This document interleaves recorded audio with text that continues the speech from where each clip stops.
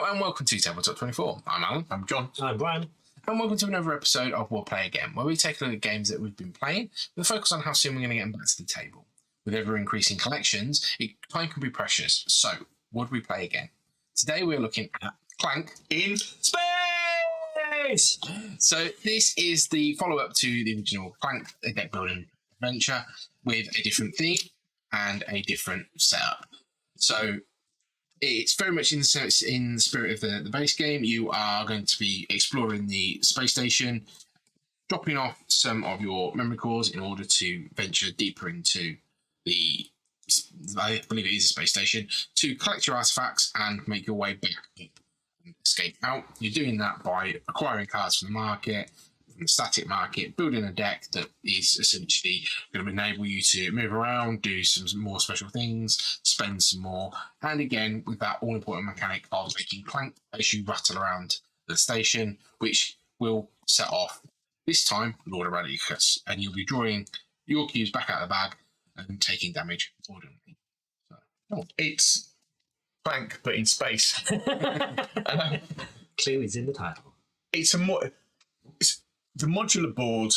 The fact that you have to, as you're moving through, there's memory cores that you have to activate, and at least one in a different module to be able to pass through the doors to get your artifact adds more to it because it's forcing you to go into different areas to activate. It adds another element in it. The Travelator, if Lord of Radicus makes it up here, gets blocked off. So if you're down here, you have a more torturous route back. There's assassins that go into the bag that cause damage to everybody, not just your colour when you dragging Clank out of the bag. It's Clank, but more refined. There's just a little bit more to it. It's almost we could have done this or we could have done that and just changed it up. The fact that the boards are modular, there's loads more options. It's not just a double-sided board. Not just a double-sided board. And also with the Apocalypse expansion, there's more of these as well. So there's even more expansions. And the Apocalypse one adds in further little elements to the game that can cause you issues as you're going through. More Clank. This has dropped off. You can't now do this. So it's just Clank, but more. And, nobody hear you Clank in space. But you've got the same cards here you had before, but just different names to them, different artwork on them, obviously. The core game is the same. It's the same. It's the same. it just adds more layers to like the nuances. Like you said, John said, you're going to need to get through the closed doors. In order to get through the closed doors, you have to drop off two of your memory cores, and you've got the added benefit of the Travelator, but also that can get cut off. Yeah, so there's more jeopardy, I think, as you get further into the game. As you get the mercenaries coming in, that comes in, that's new. So it just becomes a bit more challenging, I think, both to get where you need to go, but also to get back out again. Yeah, it's Clank, but more. It's Clank plus. What things you like about Clank? Yeah. But it adds more as well. Just adds more. It's the two versions. This is probably the better version, and even though less plays, I think I would prefer this over Clank. And knowing other videos who said, I'd always play Clank, but I'd always play. It's a difficult pick between the two. Yeah, I mean, one of the interesting things that we spotted is the way to get out. Instead of going up to the entrance to the dungeon as you're doing Clank, you've got to get to an escape pod, but they've got different routes to get to each different escape pod. So in basic Clank, you're going to the same point. But in this one, if you're not the first person there, maybe the one that's less easy for you to get to isn't available anymore. And you've got to redirect your route. Yeah. And that can change as you're halfway there. You think you're going toward one place, but if another player gets there before you, you've got to change your mind. Yeah, once it's gone, and you've got to choose another route out. And that's another another twist that makes it more interesting, I think. Yeah, we were discussing just before that actually what is there in Clank that isn't in Clank in Space, and I think there isn't anything. I think obviously the theme is very clearly different, but it does. It's quite clearly almost a second edition. It's a second variant. Mm-hmm. It's more of the original. I know we've said that quite a few times now, but it's everything that you like in Clank is here. Everything you don't like in Clank is here.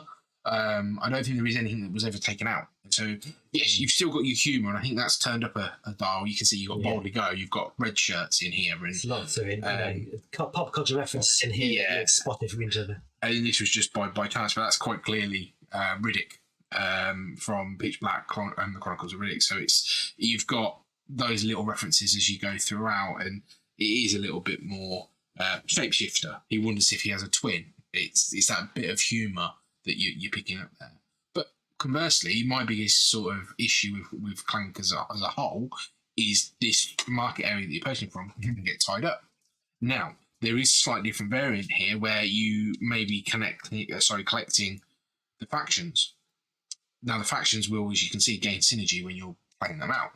So you may find that it's not clogged as quick, but you can still get to a point where nobody goes, well, I don't want any of that, or I'm going to go over here and start purchasing some of this stuff.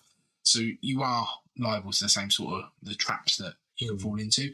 And again, it is that whole get down, get stuff, get out.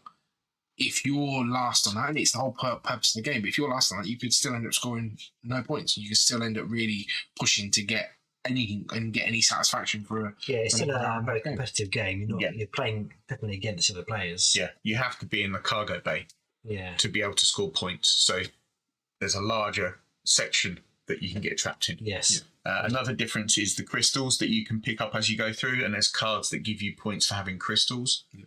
So they're quite nice.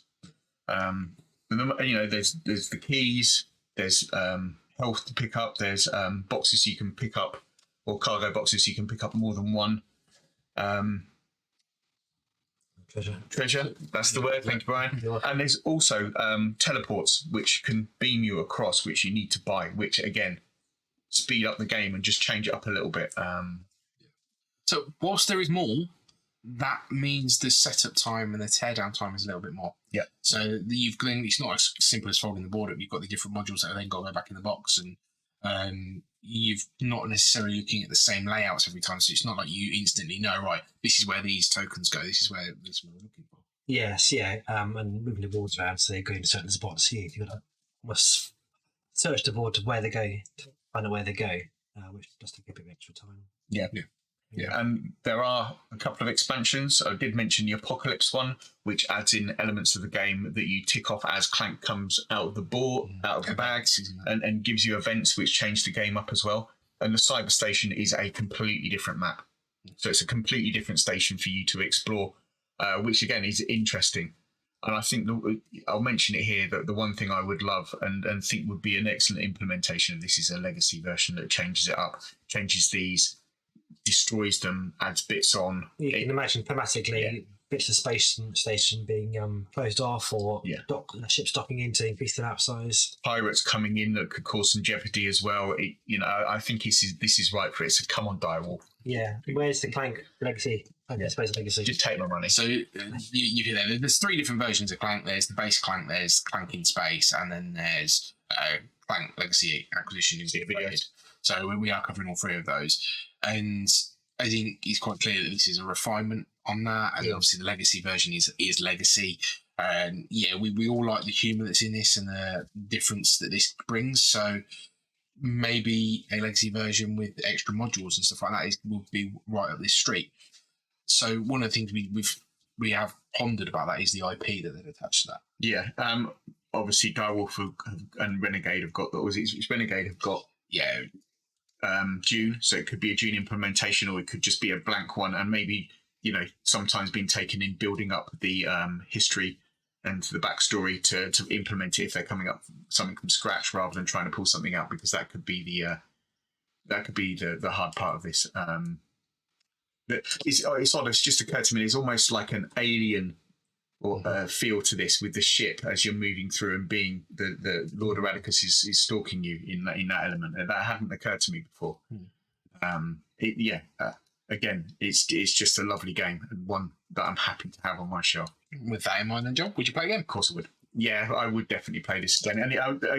And I think for me, looking at the expansions for generic Clank, I'd always play the vanilla version of Clank over this. I think I'd play this with the Apocalypse expansion in over the Cyber Station version, and I think I'd play Clank in Space over Clank. So definitely would play again.